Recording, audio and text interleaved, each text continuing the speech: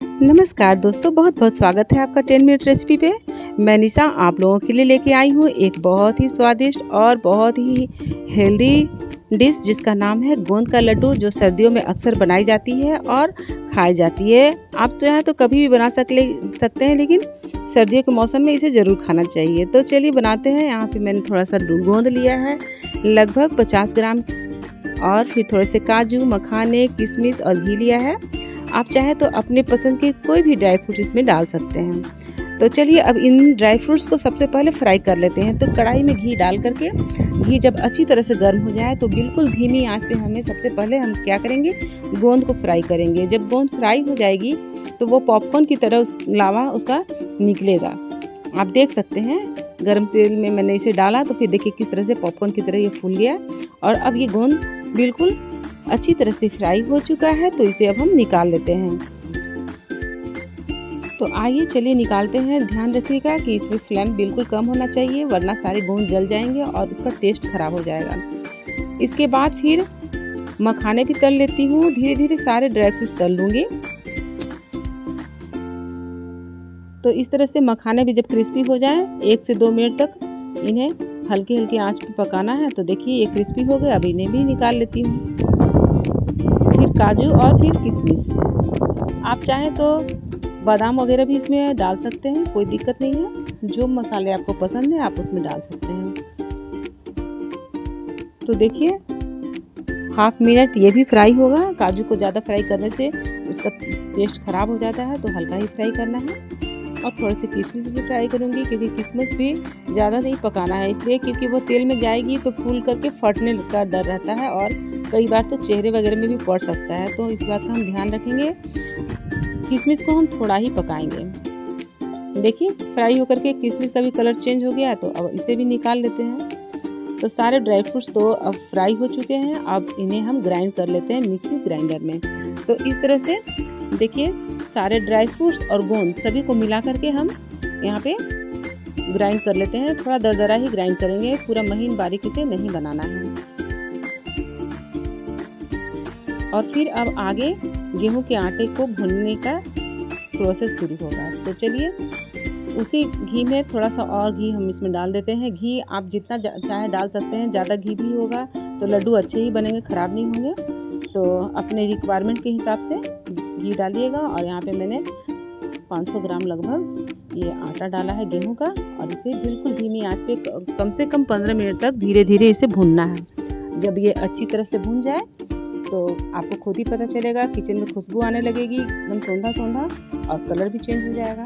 तो बस उतना ही भूनना है और बहुत ही इत्मीनान से इसे बनाना है, हड़बड़ा करके नहीं बनाना है। तो देखिए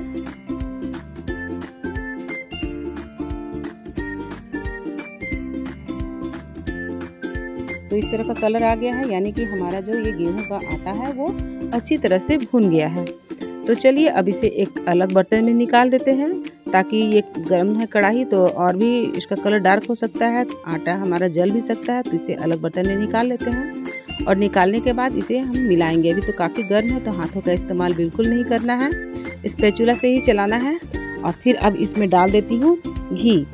आप चाहे तो एक बार में ही घी डाल सकते थे, और नहीं तो इस तरह का दोबारा में भी घी डाल सकते हैं। तो कुल मिलाकर यहाँ पे मैंने 250 ग्राम से ऊपर ही घी डाल दिया है। तो अब इसे भी मिला दे रही हूँ।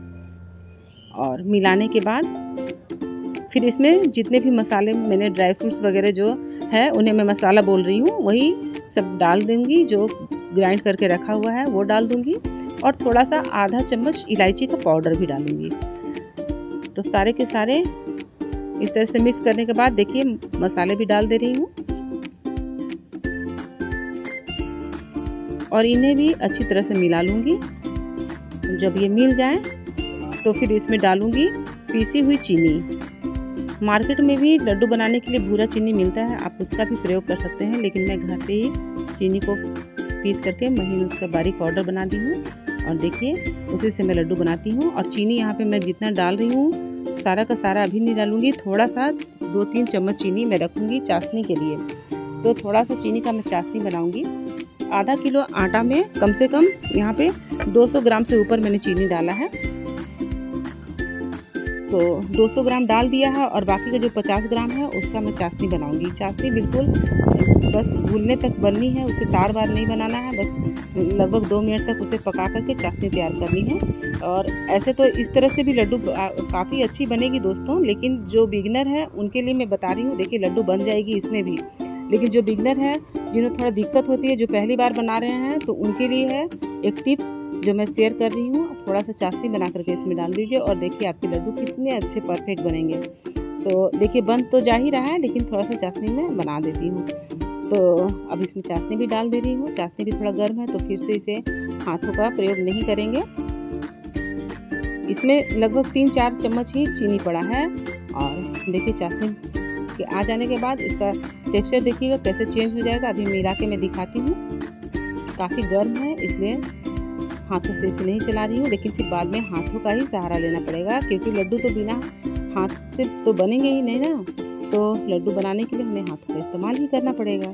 तो देखिए इस तरह से मिक्स हो गया है और हाथों से मिला करके मैं आपको दिखाती हूँ कि किस तरह से लड्डू बनाना है। देख सकते हैं काफ़ी अच्छा टेक्सचर आया है। और अब गोल गोल हाथों से, आप चाहें तो दोनों हाथों का इस्तेमाल करें, वरना एक हाथ से भी बना सकते हैं, जैसी आपकी मर्जी हो। कोशिश करें कि पूरी गोल बने। और ये लड्डू देखिए बिल्कुल बन के रेडी है। और आप अपने हिसाब से जो भी साइज़ पसंद है उस साइज़ का आप बना सकते हैं। तो लड्डू मेरे एक एक करके बन जाएंगे। और इतने आटे में कम से कम 25 लड्डू तो बनने ही चाहिए। तो देखिए लड्डू बन करके बिल्कुल रेडी है।